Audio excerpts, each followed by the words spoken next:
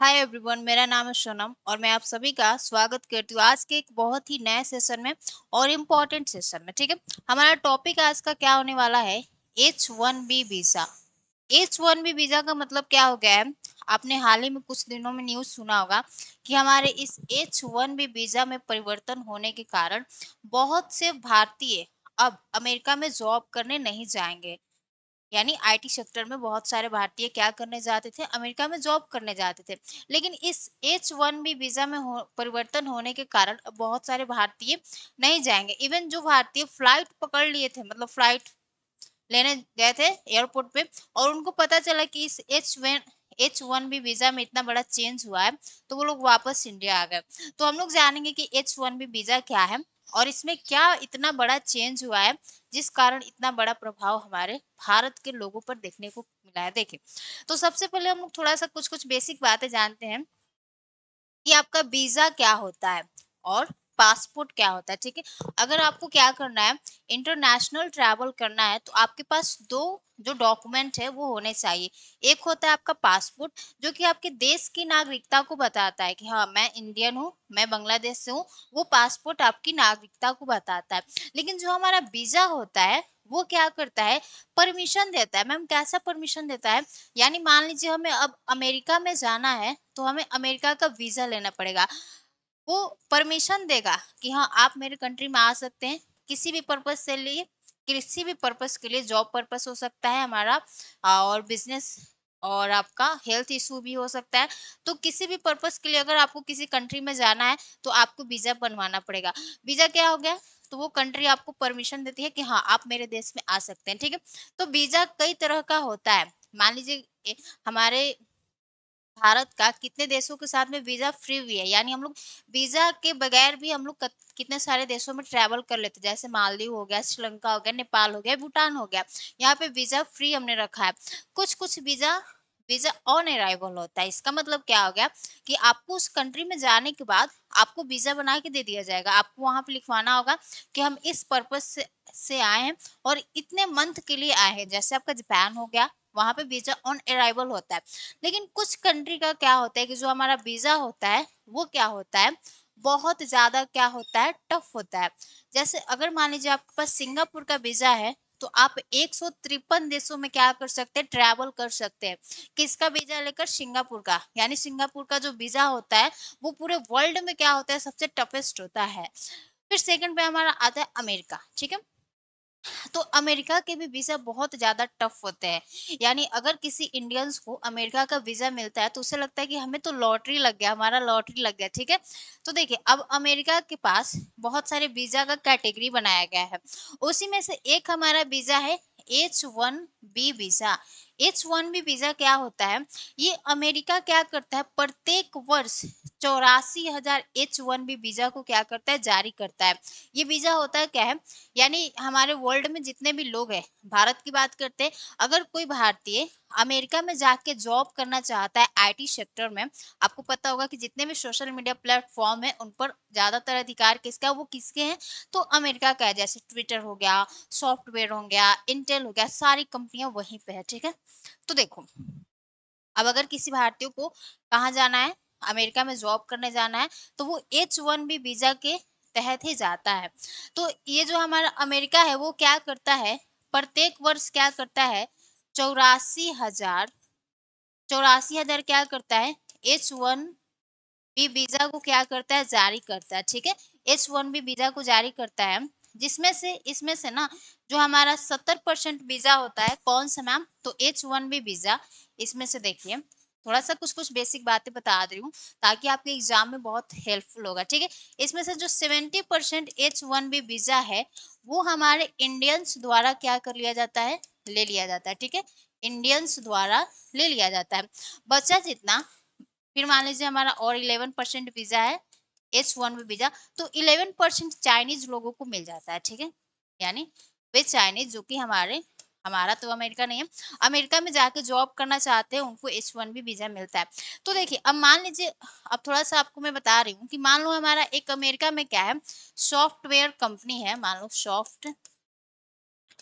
Where company है। तो अब हम लोग थोड़ा-सा जानते हैं कि इस H-1B वीज़ा में क्या परिवर्तन हुआ है। तो देखिए इस H-1B वीज़ा में होता क्या था पहले कि मान लीजिए ये हमारी सॉफ्टवेयर कंपनी है, ये क्या है अमेरिकन कंपनी है, ठीक है? यूएसए की कंपनी है।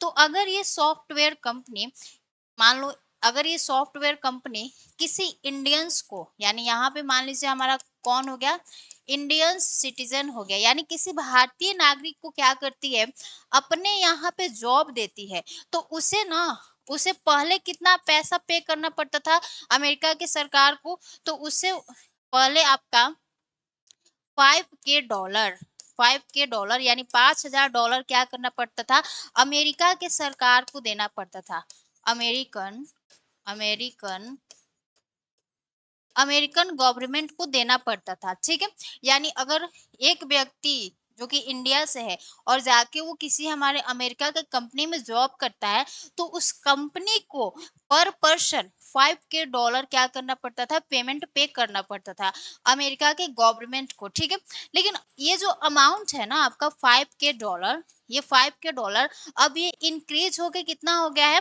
तो आपका 1 लाख करोड़ हो सॉरी 1 लाख करोड़ नहीं 1 लाख डॉलर हो गया ठीक है यानी हम लोग ऐसे लिख सकते हैं 100 के डॉलर ओके अब मेरा गलती हो गया ठीक है तो ये जो अमाउंट बढ़ के हो गया है कितना हो गया है 5 के डॉलर से आपका 100 के डॉलर हो गया है अगर हम लोग इसे भारतीय रुपए में चेंज करें तो ये हो गया है 88 रुपए ओके 88 लाख रुपए ठीक है 88 लाख लिख सकते हैं ठीक है 88 लाख हो गया ठीक है तो अगर मान लो अब क्या हो गया भाई 5 के डॉलर मतलब होता था आपका 2.5 लाख 3 लाख 4 लाख 5 लाख इतना होता था लेकिन अब ये जो अमाउंट है वो इंक्रीज होके 88 लाख हो गया तो मान लीजिए अब कोई भी इंडियंस अगर सॉफ्टवेयर या किसी भी अमेरिकन कंपनी में जॉब करता है तो उस कंपनी को पर पर्सन 88 लाख यानी 88 लाख पैसा किसको पे करना पड़ेगा अमेरिकन गवर्नमेंट को देना पड़ेगा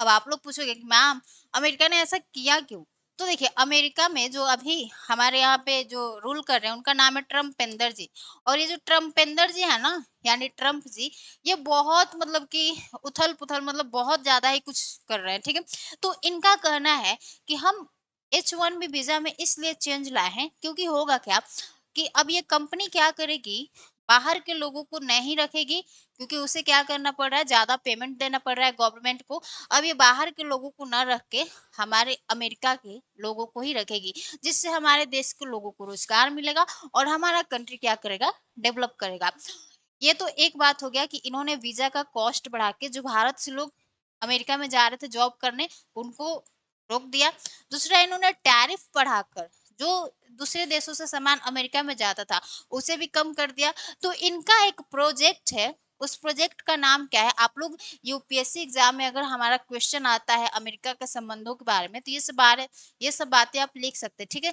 उस प्रोजेक्ट का नाम क्या है मागा मागा का मतलब क्या हो गया मेक अमेरिका ग्रेट अगेन इसका मतलब क्या होता है थोड़ा सा मैं आपको बता रही हूँ देखो मेक अमेरिका ग्रेट अगेन का मतलब होता है कि जो भी अब चीजें हैं उसे हम लोग अमेरिका में ही बनाएंगे और जैसे चाइना मैन्युफैक्चरिंग हब बन गया है वैसे ही हमें भी क्या करना है अमेरिका को मैन्युफैक्चरिंग हब बनाना है ठीक है तो ये तो हो गया आपका H-1B वीजा में क्या चेंज हुआ है जिसके कारण अब कोई भी भारतीय अमेरिका में जॉब करने नहीं चाहेंगे ठीक है तो आपको चेंज समझ में आ गया कि पहले जो H-1B वीजा का प्राइस हुआ करता था वो 5 के डॉलर हुआ करता था लेकिन अब ये प्राइस बढ़ के कितना हो गया है 1 लाख डॉलर 1 लाख डॉलर यानी 88 लाख यानी एक व्यक्ति को मान लो अमेरिका में अगर जॉब करने जाना है तो उसे 88 लाख अमेरिका के सरकार को देना पड़ेगा वो दे या उसकी कंपनी दे ठीक है अब ये बात समझ में आ गया अब हम लोग समझते हैं कि इस H-1B वीजा में हुए चेंज के कारण हमारे इंडिया पर क्या इम्पैक्ट पड़ेगा अब आपके जो देश के प्रधानमंत्री है उनके थोड़ा सा क्या बोलते हैं स्टेटमेंट को सुन लेते हैं तो उनका स्टेटमेंट क्या है इस चेंज के आने के बाद उन्होंने कहा कि हमारे देश का जो सबसे बड़ा दुश्मन है वो ट्रम्प यानी अमेरिका या चाइना या पाकिस्तान को तो हम लोग दुश्मन में काउंट ही नहीं करते ये सारे देश नहीं है हमारे देश का जो सबसे बड़ा दुश्मन है वो क्या है दूसरे देशों पे निर्भरता यानी हम लोग अभी भी बहुत हर चीज में क्या है दूसरे देशों पे डिपेंड है तो वही आपके मोदी जी का कहना है कि अगर H1B वीजा में हुआ है चेंज, ठीक है। अगर कोई भारतीय हमारे अमेरिका में जॉब करने नहीं जाएंगे, यहाँ पे आपने देखा होगा कि बहुत बड़े बड़े जो IITians होते हैं, उनका पैकेज अमेरिका में लगता है, फ्लाइट लेते चले जाते, ठीक है। लेकिन अब वो अमेरिका में नहीं जाएंगे, तो यहाँ पे खुद का अपना स्टार्टअप होगा, वो अपना स्किल डेवलप करेंगे, रिसर्च पे काम करेंगे, हमारा देश डेवलप करेगा, ठीक है। तो ये हमारे लिए एक अच्छी बात है कि हमारे देश में जॉब अपॉर्चुनिटी भी बहुत सारे खुलेंगे। मान लीजिए वो कोई स्टार्टअप करते हैं, तो छोटा स्टार्टअप हो या बड़ा हो, उसमें एम्प्लॉय तो चाहिए ही, तो सारे लोगों को रोजगार मिलेगा। तो इसका इम्पैक्ट हमारे अभी तो थोड़ा सा खराब लगेगा, लेकिन धीरे धीरे हम लोग अपने आप को इसमें ढाल लेंगे, ठीक है। तो ये प्रोजेक्ट जो है इनका, मेक अमेरिका ग्रेट अगेन, देखिएगा एक दिन अमेरिका में इन्फ्लेशन लाएगा। जैसे अभी ऑस्ट्रेलिया में, लंदन में, आपके बहुत सारे देशों में, पेरिस में यानी फ्रांस में प्रोटेस्ट हो रहा है। फ्रांस में क्यों प्रोटेस्ट हो रहा है? क्योंकि वहां पे जो सरकार थी, जो हेल्थ केयर पे, एजुकेशन पे जो पैसा खर्च करती थी, उस बजट को कम कर दी। क्यों? क्योंकि भाई महंगाई बढ़ते जा रहा है। रशिया यूक्रेन वॉर के दौरान ये लोग तेल लेना तो बंद कर दिए हैं उससे, किसके कहने पे? अमेरिका के कहने पे। अब नुकसान किसका हो रहा है? उनके देश के जनता का हो रहा है। तो देश की जनता हमेशा सरकार को ही गाली देती है, ठीक है। तो अब हम लोग देखते हैं कि अमेरिका में आगे क्या सिनेरियो चलता है। अगर कोई अगला अपडेट आता है तो मैं आपको बताऊंगी, ठीक है। लेकिन आज के लिए इतना ही रखते हैं। कैसा लगा ये आपके H1B वीजा में चेंज? आपको भी थोड़ा सा कमेंट सेक्शन में अपना राय देना है। सभी को जय हिंद, नमस्ते।